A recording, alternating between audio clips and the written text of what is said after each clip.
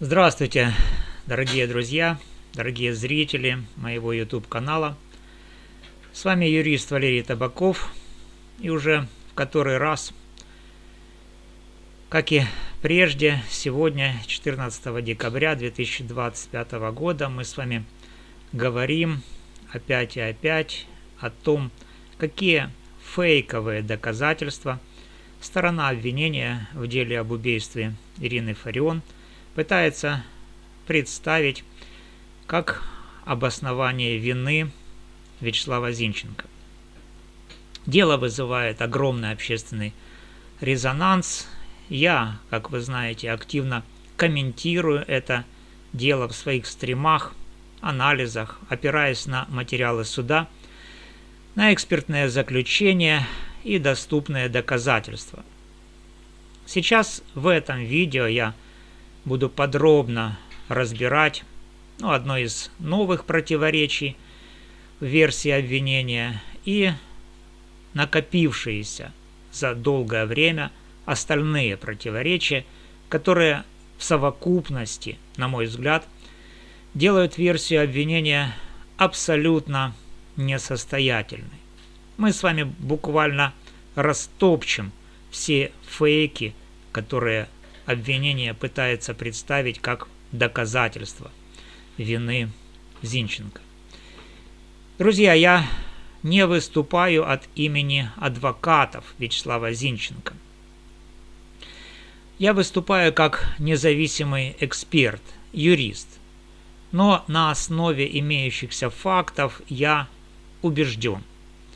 Улики недостаточны для обвинительного приговора.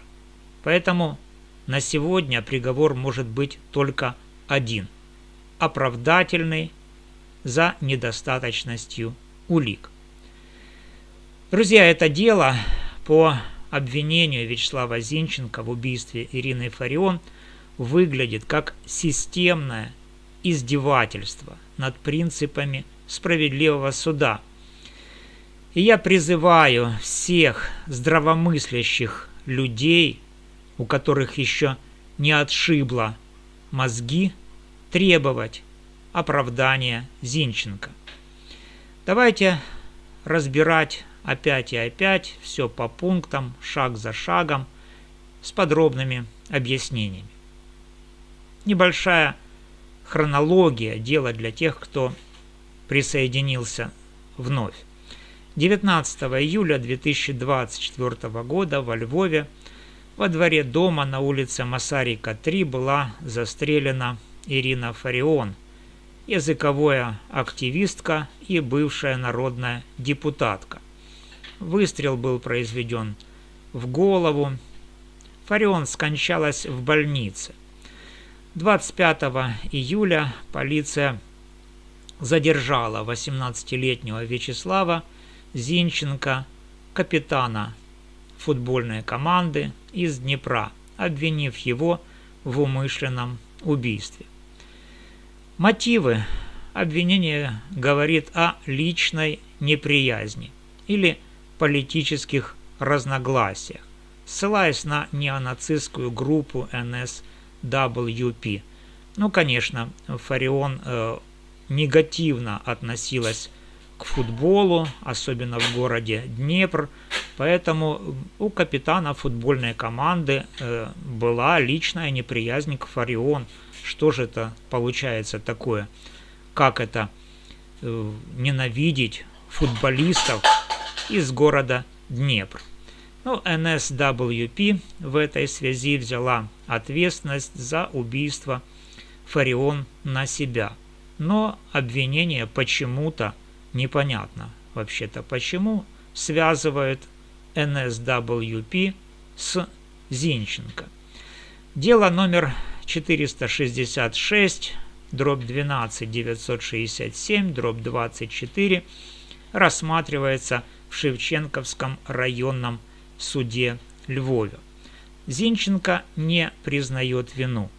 Его семья утверждает, что он проукраинский патриот, что он планировал идти на фронт, Суд продлил Зинченко арест до 12 января 2026 года без права на залог. Это решение от 3 декабря 2025 года. И оно вызывает массу вопросов, учитывая слабость доказательств, учитывая длительный срок пребывания Зинченко под стражей, ну и другие обстоятельства дела.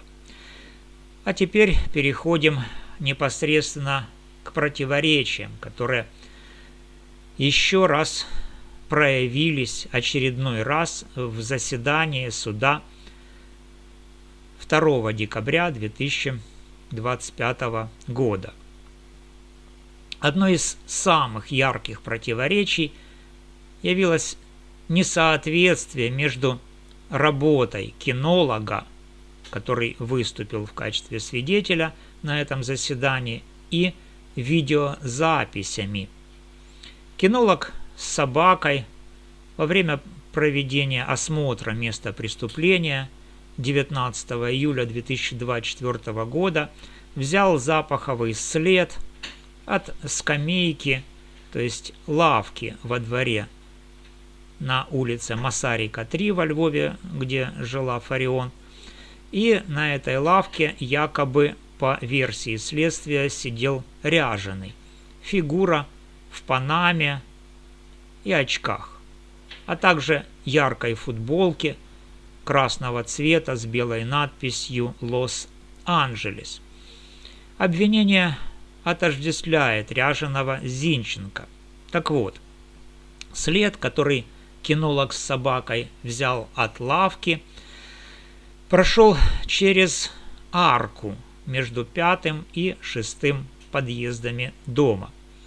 А затем этот след пошел наружу из арки, но направо. Это зафиксировано в протоколе осмотра места происшествия. Там есть схема движения собаки. И можете себе представить, лавка стоит во дворе, след берет собака, ведет в арку, выходит из арки и поворачивает направо. Отчет говорит о том, что собака работала 10-15 минут. И обвинение заявляет, что этот след, который взяла собака, якобы совпадает с запахом Зинченко. Но вот что, друзья, интересно. Камеры видеонаблюдения, их во Львове более 170, а во дворе работала одна камера на Масарика 3. Также вторая камера была рабочей снаружи. Так вот, вот эта камера, которая снаружи, показывает абсолютно обратное тому, что зафиксировано в протоколе осмотра места происшествия, в протоколе фиксации работы кинолога с собакой и видеозапись. Она противоречит тому, что записано в протоколах. На записях, которые были представлены в суде 11 ноября 2025 года, мы видим, что ряженый в панамке, очках, красной футболке выбегает из арки, но не направо, куда пошли собаки, а налево, по улице, и бежит в левую сторону. Нет ни одной записи, где собака работает в реальном времени. Только протоколы письменные. И отсутствие видеозаписи – это, как вы понимаете, нарушение процедуры. Этих нарушений в деле масса, но это одно из них. Запахи летучие, они испаряются во время сбора улик. Но почему след идет направо, а ряженый бежит налево? Как обвинение это объясняет? Обвинение молчит. Защита требует признать одерологию недопустимой. Друзья, это противоречие между протоколом, фиксирующим движение собак, и видеозаписью подрывает в очередной раз всю цепочку, поскольку след не совпадает с видео. Как Зинченко мог оставить свой след на скамейке, уйти направо, а потом на видео бежать налево? Ну, бред.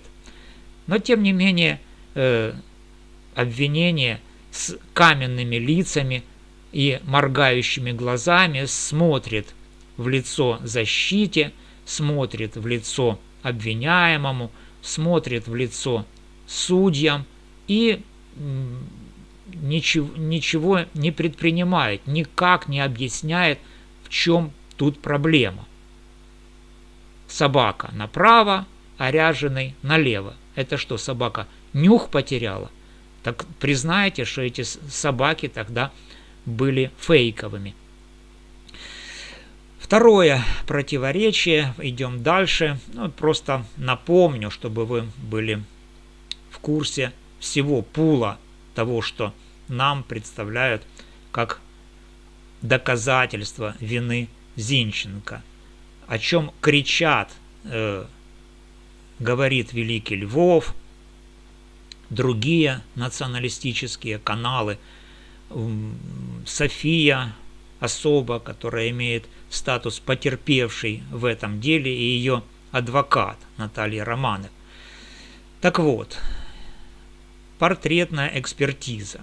Обвинение опирается в данной ситуации на заключение эксперта от апреля 2025 года, которое доказывает якобы, что ряженый на фото с камер – это Зинченко, но лицо на снимках ряженого, которое эксперт использовал в качестве предмета своей деятельности экспертной, лицо ряженого на снимках скрыто на 65%.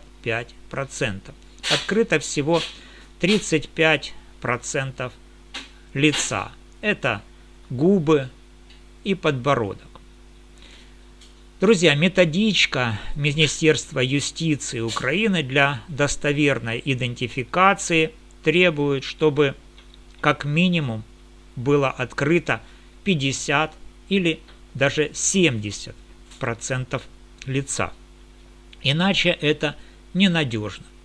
Но каким-то чудесным образом, утверждая о том, что он действовал по методичкам, по методикам портретной экспертизы, эксперт Довженица установил по 35% открытого лица идентичность ряженого и Зинченко.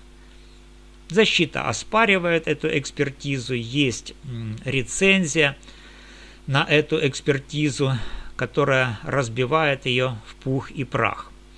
Плюс эксперты, нужно сказать, в данном случае он один, это эксперт Довженица, который неоднократно был лишен своей квалификации. Эксперт проигнорировал ключевую деталь, а именно мочку уха. У Зинченко на фотографии она нормальная, мясистая, а на фото ряженого она вообще отсутствует, замылена. Ну, в общем-то, создается впечатление, что эта мочка просто, ну, как бывает у некоторых людей, отсутствует, то есть приросла прямо к черепу. Сравнение проводилось с экспериментальными образцами фото Зинченко, взятыми не специально для этой экспертизы, а с YouTube-каналов и других случайных источников, что противоречит вообще-то методике Министерства юстиции для достоверной портретной экспертизы. Но, тем не менее, эксперт утверждает, что он действовал в соответствии с этой методикой. То есть он умышленно, можно сказать, вводит в заблуждение суд. В предыдущих своих стримах я подробно разбирал эту фейковую экспертизу и подчеркивал, что такая экспертиза – это профанация. И свидетель на заседании 13 ноября 2025 года, новый свидетель стороны защиты, заявил, что Зинченко абсолютно не похож на убийцу. У Зинченко рост выше, чем у Ряженого, то есть у Зинченко 185 сантиметров рост, а у Ряженого 170, у Ряженого глаза меньше, чем у Зинченко, и на взгляд возраст Ряженого примерно 30-32 года. Причем у Ряженого сыпь на лице отсутствует, а у Зинченко она есть. Суд назначил допрос эксперта Тоцкой по ДНК-экспертизе на январь 2026 года. И там точно всплывут некоторые подробности фальсификации ДНК-экспертизы. Почему суд игнорирует детали? Мы пока не знаем реальной позиции суда, но некоторые детали выглядят как демонстрация предвзятости, потому что вот то, что сами улики, они содержат массу противоречий, и суд до сих пор продолжает держать Зинченко в СИЗО, это выглядит как предвзятость. Далее идем. По ДНК, в которой принимала экспертизе, в которой принимала участие эксперт Тоцкая. ДНК стула номер 1, или как я ее называю, эту ДНК-экспертизу, третья удачная, в кавычках, попытка. Стул номер 1 во дворе – это то место, где якобы сидел Ряженый перед выстрелом. 2 теста на ДНК, ДНК-экспертизе 1 августа и 8 августа 2024 года в Киеве и в Одессе отрицательные, полный 0. ДНК Зинченко отсутствует, стул чист. Но третья ДНК-экспертиза, опять же, в Киеве, которая проводилась в экспертном учреждении, подчиненном Министерству внутренних дел, с которым легко договориться. Тест 21 августа 2024 года, бац, и четкий генетический профиль Зинченко. Причем в документах этой экспертизы отмечено, что на образцах стула пломб нету. Стул имеет в 3 экспертизах разные размеры: 83 сантиметра, 84 сантиметра и 85,5 сантиметров.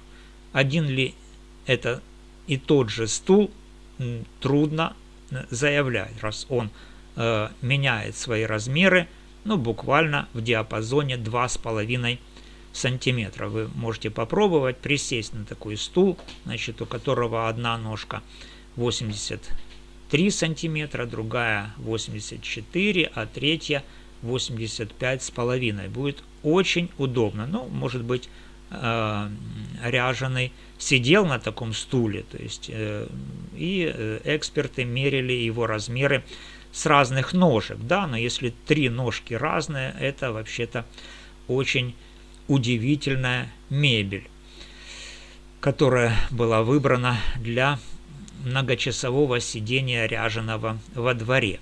Так вот, пломбы на образцах стула отсутствуют, размеры разные, порядок сбора улик также нарушен. Вначале были взяты запахи для одорологии мокрыми салфетками, значит, которые там прижимались специальными прессами.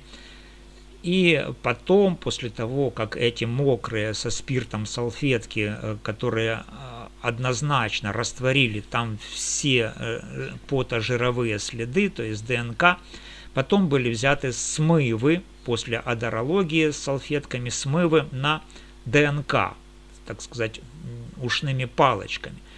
То есть что там можно было взять после одерологических салфеток, трудно сказать, но факт остается фактом. Значит, смывы на ДНК для экспертиз были взяты после взятия запахов для одерологии. На заседании 11 ноября 2025 года следователь под присягой, не следователь, а понятой под присягой подтвердил эту хронологию. Суд добавил отрицательные ДНК-тесты в дело, но положительный пока не признал недопустимым доказательством. Будет еще рассматривать, что там и как с этой третьей экспертизой. Защита требует признать все биологические доказательства недопустимыми и правильно делает. Как ДНК материализовалась после двух чистых отрицательных тестов, это большой вопрос. То есть это, похоже, не наука, а фокус. Ну, у нас понятно, что фокусы – это специализация наших прокуроров, наших следователей и наших экспертов. Но эти фокусы пора прекращать. Я уже по поводу вот этих фокусов подал заявление в ГБР, и ГБР, ну, на мой взгляд, должно разобраться, кто же на самом деле фокусник в этой ДНК-эпопее. Далее, четвертое, это материализация гильзы. Гильза 9 на 18 мм от пистолета Макаров. Это ключевой баллистический артефакт или улика в деле. В протоколе изъятия указано, что она найдена у 5-го подъезда. Вот, но на видео осмотра места происшествия 19 июля 2024 года эта гильза неожиданным образом обнаруживается не у 5-го подъезда, а у 6-го. И через 8 минут после того, как то место, где она была обнаружена, говорит о том, что гильзы там никакой не было. То есть гильзы не было, а через 8 минут она уже есть на том месте, где ее не было. То есть похоже на подброс. Ну, мы знаем, что люди в погонах, они грешат вот таким способом создания необходимых улик. Подбрасывают гильзы, подбрасывают наркотики. Ну, для чего это делается? Для того, чтобы сфабриковать необходимые отсутствующие доказательства. Вот. Прокурор Петлеваный объясняет это несоответствие, так сказать, технической ошибкой протокола. Очень хорошее объяснение, почему эта техническая ошибка не исправлена в протоколе, трудно сказать, но она там есть. Ошибка это или нет, или это не ошибка, а доказательство того, что гильза была подброшена. Нужно в этом разбираться. Значит, ГБР отказал в возбуждении уголовного преследования по факту фальсификации гильзы, но передал дело для внутренней проверки. Комиссия проверит, и если будет обнаружена действительно фальсификация, то дело уйдет опять в ГБР по поводу гильзы. Вот. Свежие детали в декабрьских публикациях моих после 2 декабря 2025 года показывают, что гильза могла быть подброшена. Несоответствие времени, места, видеофиксации очевидно. На октябрьском заседании свидетели подтвердили наличие арки между 5 и 6 подъездами, но миграцию гильзы они никак не объяснили, я имею в виду понятых. Это разрушает всю баллистику обвинений, если гильза обнаружена у 5 подъезда, а Фарион, тело ее лежало у 6 подъезда, то действительно возникает законное такое предположение, что гильза мигрировала от 5 к 6 и фактически была подброшена, то есть цепочка хранения гильзы нарушена. Далее, 5. Видеофиксация 2 Зинченко в одном видеофрагменте. На камерах были зафиксированы передвижения Ряженого с 9 по 21 июля в панамке, очках, красной футболке. Обвинение идентифицирует этого человека как Зинченко, ссылаясь на его покупки в интернете, панамка, очки, значит, сумка, борода. Но на одном видеофрагменте улица Театральная во Львове, и этот видеофрагмент был показан в суде 27 мая 2025 года, 2 фигуры одновременно, одна в шортах, в кепке, который является как бы вторым субъектом, который постоянно следует за Зинченко, а вторая фигура – это сам Зинченко. Так вот, эти 2 фигуры как бы неразрывно по видеофиксациям связаны между собой. Но вот всегда они появлялись как бы раздельно. А в одном из видеофрагментов с улицы Театральной вдруг они появились в одном кадре вместе. Кто из них Зинченко или Зинченко? Он раздвоился.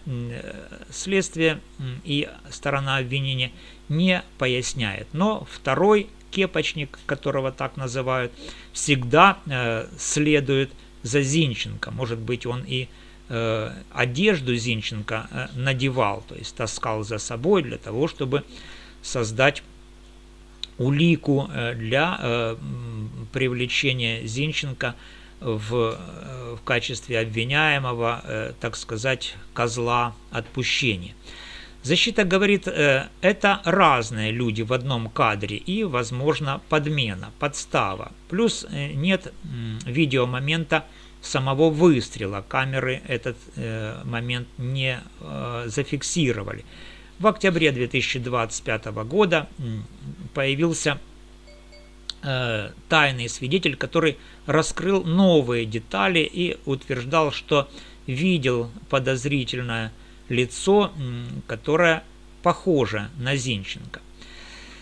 Так вот, учитывая вот все это, дальше идем. 6-е противоречие. Это противоречие в показаниях свидетелей Думы и Бабюк, которые находились в момент преступления во дворе на улице Масарика, 3.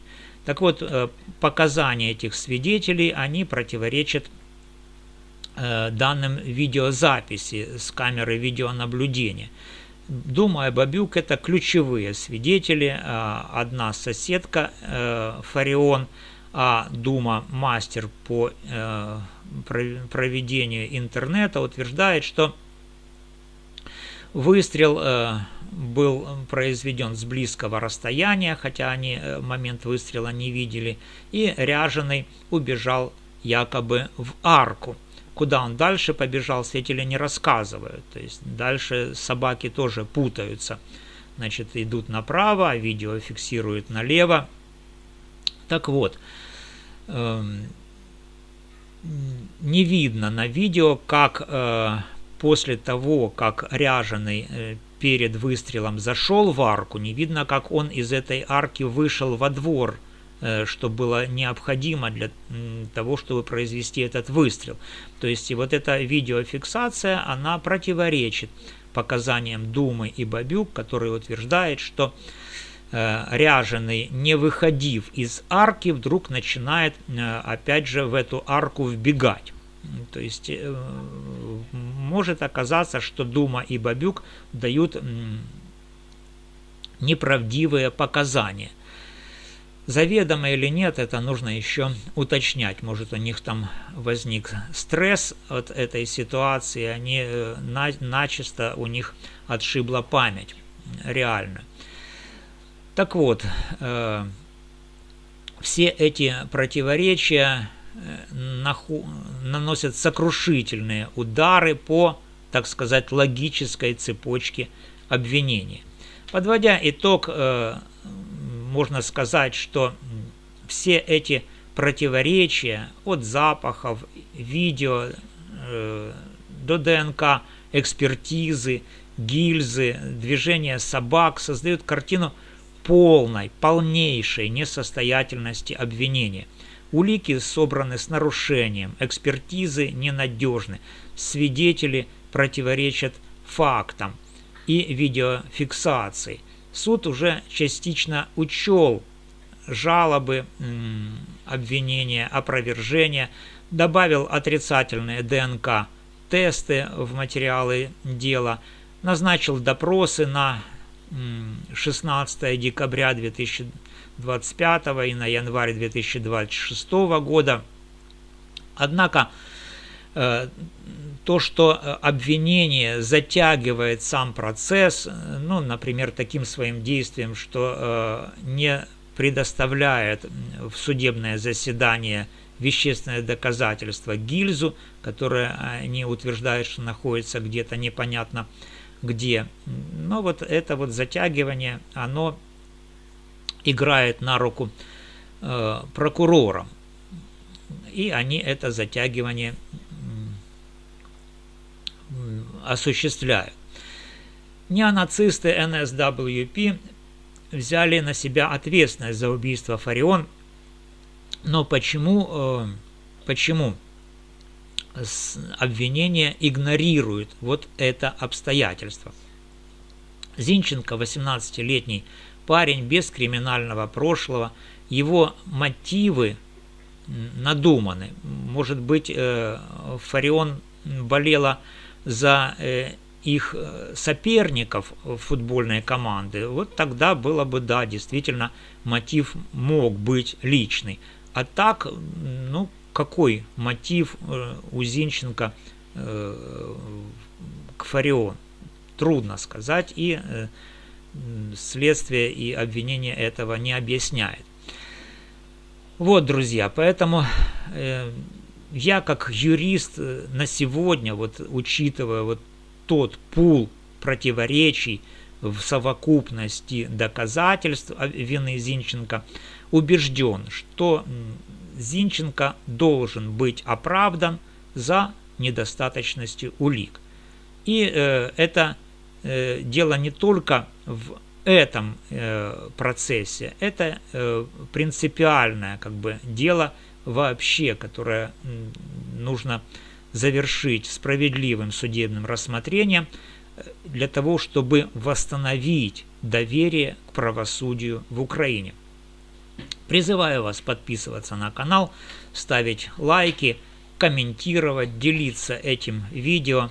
Донатьте, реквизиты в описании для донатов и в первом закрепленном под видео комментарием. Если у вас есть информация или вопросы, пишите в комментариях, следите за обновлениями. Я продолжаю разбирать дело. Спасибо за внимание. Справедливость восторжествует. С вами был юрист Валерий Табаков.